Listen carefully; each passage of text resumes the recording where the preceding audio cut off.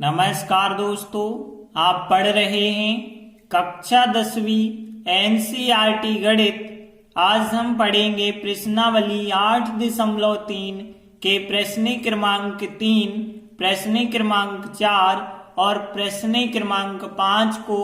तो ध्यान से समझना। तो देखिए, अभी तक हम पढ़ चुके हैं पूरक कोणों के त्रिकोणमितीय अनुपात। तो यहाँ पे हमने क्या पढ़ा था, sign 90 minus A cos A होता है। साइन का कॉस होता है सीधा सा, याद रखना, और कॉस का साइन। टेन का कॉट होता है, कॉट का टेन होता है। सेक का कॉसेक, कॉसेक का सेक होता है। इतने ही फार्मूले आपको याद रखने हैं। तो देखिए, प्रश्न 3 क्या है, यदि हमें टेन 2a के बराबर दिया गया है कॉट ए माइनस 18 अंश, ये चीज हमें दी गई है पहले से, और यहाँ पे 2a कोई न्यून कोण होगा। अब हमें बताना है a का मान, कोण a का मान क्या है। तो देखिए, हमें जो चीज दी गई है उसे हमने लिखा टेन 2a बराबर दिया गया है कॉट ए माइनस 18। अब हमें a का मान ज्ञात करना है, तो यहां से टेन और कॉट को अलग करना होगा।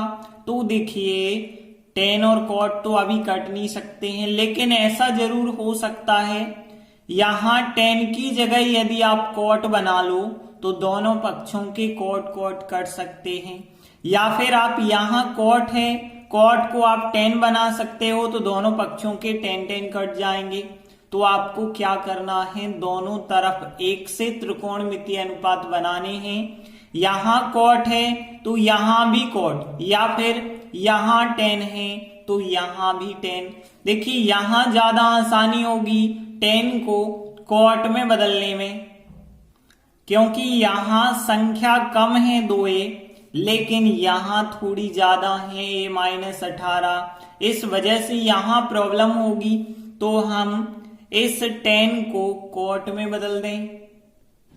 तो देखिए, टेन को कॉट में बदलना है, इसका मतलब है टेन 90 माइनस ए बराबर कॉट ए, या तो ये लगाएंगे या फिर कॉट 90 माइनस ए बराबर टेन ए, ये वाला लगाएंगे। तो देखिए, पहले से आपके पास टेन है और बनाना चाहते हैं कॉट, मतलब ये वाला फार्मूला होगा टेन ए और यहां कॉट 90 माइनस ए।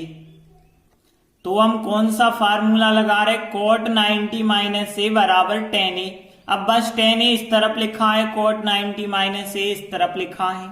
तो देखिए, यहां पे टेन की जगह कॉट हो जाएगा, तो टेन की जगह हमने कॉट लिखा, और ए की जगह 90 माइनस ए हो जाएगा। तो यहां 2a की जगह क्या होगा, 90 माइनस 2a हो जाएगा, क्योंकि यहाँ a है तो a घटा देते हैं 90 में से, और 2a है तो 2a को घटा देंगे, और बराबर में जो कॉट a माइनस 18 है इसको हमने वैसे ही लिखा।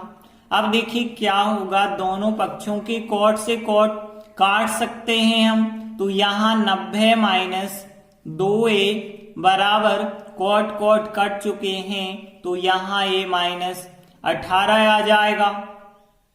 अब देखिए, हमें ए कोण का मान चाहिए, तो ए वाले पद एक तरफ कर लीजिए। तो यहां माइनस के 2a और ए इस तरफ लाएंगे, माइनस का हो जाएगा, माइनस 18 है, 90 उस तरफ जाएंगे तो ये भी माइनस के बन जाएंगे। और आगे यदि आप सॉल्व करेंगे तो माइनस के 2a हैं, माइनस का a, मतलब माइनस के 3a बराबर माइनस 18 माइनस 90 माइनस का 108 अंश हो जाएगा। माइनस माइनस हम दोनों साइड से काट सकते हैं, 3a बराबर 108 अंश प्लस के हो गए। अब देखिए, हमें a का मान ज्ञात करना है, तो a बराबर क्या होगा, 108 अंश, 3 जो गुणा में है, गुणा वाली संख्या आ जाएगी बटे में, और जब आप 3 से भाग देंगे तो a बराबर कितना आएगा। देखिए, 3 का भाग 3 त्रिका 9, 1 बचा है, तो यहाँ पे हो गया 18, पीछे 18 होगा, तो a का मान कितना आ गया, 36 अंश आ गया। यही हमारा उत्तर होगा। और हम अंत में लिख देंगे a कोण का अभीष्ट मान 36 अंश है, इस प्रकार से प्रश्न 3 कंप्लीट हुआ। अगला प्रश्न 4 है, यदि tan A बराबर cot B, ये चीज हमें दी गई है। अब हम सिद्ध करेंगे A प्लस B बराबर 90 होता है। तो देखिए, सबसे पहले जो बात हमें दी जाती है वो बात हम लिखते हैं कि tan A बराबर हमें cot B दिया गया है। अब देखिए, हमें सिद्ध करना है A प्लस B बराबर 90 होता है। तो कैसे सिद्ध करेंगे? देखिए, यदि दोनों पक्ष में tan होते तो tan से tan कट जाते, यदि दोनों पक्षों में cot होते तो cot से cot कट जाते। बस आपको यही काम करना है कि दोनों पक्ष में या तो आप tan बना लें या तो हम cot बना लेते हैं। तो इस tan को हम cot में बदल दें या फिर ये वाला cot tan में बदल दें। और कैसे बदल सकते हैं? देखिए, यदि हमें cot को tan में बदलना है तो cot A की जगह tan 90 - A लिखना होगा, और यदि tan को cot में बदलना है तो tan A का मान cot 90 - A लिखना पड़ेगा।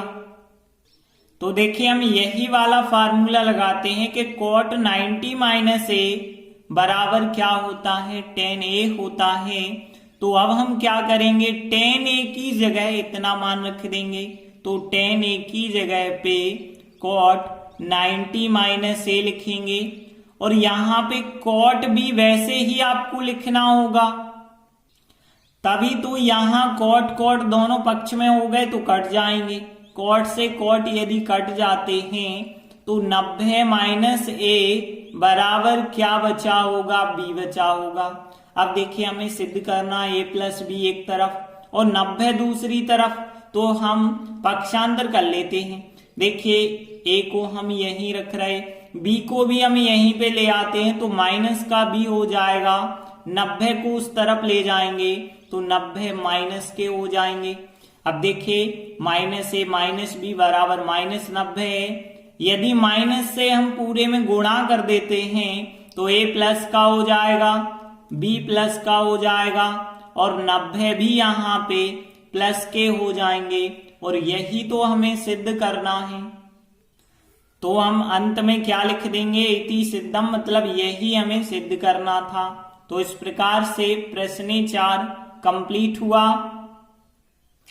अगला 5वां प्रश्न है, यदि sec 4a बराबर है cosec A माइनस B अंश के, जहां पे 4a क्या है? कोई न्यून कोण है। अब हमें a का मान बताना है।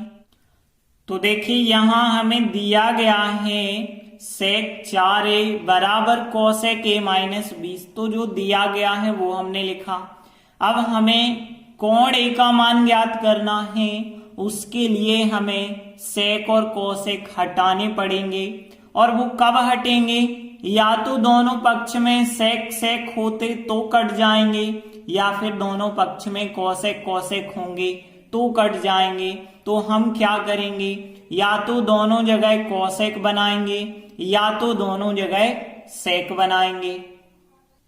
तो फिर हम ये वाले फार्मूले लगाएंगे। यदि हमें cosec को sec में बदलना है तो ये वाला फार्मूला, और sec को cosec में बदलना है तो ये वाला फार्मूला। तो फिर हम ये वाला फार्मूला लगाते हैं। sec को cosec में बदलेंगे तो sec A बराबर cosec 90 - A होता है, तो sec की जगह क्या बन जाएगा? cosec, तो यहाँ पे cosec हो जाएगा, और 90 माइनस ये वाला थीटा, क्योंकि यदि A है तो A, लेकिन यहाँ 4A है तो 4A हो जाएगा। और इसको नहीं बदलना, तो इसको हमने वैसे ही लिखा cosec A माइनस B। इसे क्यों नहीं बदला? क्योंकि तभी तो cosec दोनों जगह कटेंगे। यदि आप cosec को बदल दोगे sec बन जाएगा, फिर नहीं कट पाएंगे। तो हमें एक से बनाने हैं। अब cosec कट जाएंगे। यहाँ पे 90 माइनस 4a बराबर a माइनस 20 यहाँ पे बचा है। अब हमें a का मान ज्ञात करना है, तो a वाले एक तरफ कर दें, माइनस के 4a, a इस तरफ लाएंगे वो भी माइनस के, बराबर यहाँ माइनस के 20 है, 90 और इस तरफ लाओ तो 90 भी माइनस के हो गए। अब माइनस के 4 और 1 5 ये हो गए माइनस के, बराबर माइनस के 20 और माइनस के 90 माइनस के 110 हो गए। दोनों पक्षों के माइनस माइनस आप काट दें तो 5 ये बराबर 110 हो गए। और यदि ये कोण का मान चाहते हैं तो 110 5 जो गुणा में थे वो बट्टे में आ जाएंगे। अब 5 से यदि आप भाग देते हो तो ये बराबर, देखिए 5 का भाग देंगे, 5 दूनी 10, 1 बचा फिर 10 हो गए, 5 दूनी 10 तो ए का मान 22 अंश। और हम अंत में लिख देंगे अतः कोण ए का अभीष्ट मान 22 अंश है। इस प्रकार से प्रश्न 5 कंप्लीट हुआ। धन्यवाद।